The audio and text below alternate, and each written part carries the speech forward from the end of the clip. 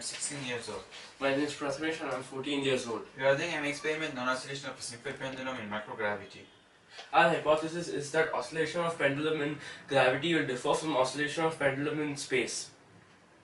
We predict that the string will be cold due to the lack of gravity, but if we apply a force on the bob of the pendulum, it starts moving in a linear path and it changes position from P1 to P2. At the position of the P2, the string will be completely tense and the tension force will be formed in the string. By applying force on the bob, we expect three possible outcomes depending on the relationship between the force applied and the tension in the string. If tension is more than force, force is more than tension, or force is equal to tension.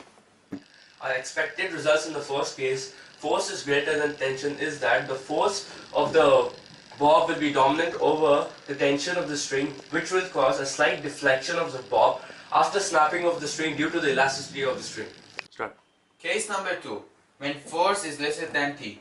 In this case, force tilts the bob slightly upward and the tension in the string pulls the bob towards the fixed point. After reaching the fixed point, the bob gets rebounces, retracts and rebounces again, and this will be a continuous process.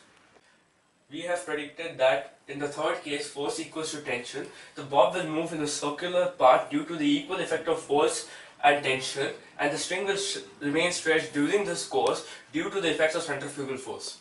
In our method, string is tied to the beam and beam should be attached to the fixed plane so that the bob will not move the rest of the apparatus with itself and the apparatus will not affect the movement of the bob. Since the string is tied to the beam, in our diagrams we represented the fixed point as a dot and not as a plane.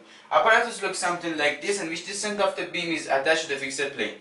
Observations of a pendulum in space will help in research of accurate timekeeping technology in space. So, vote for us!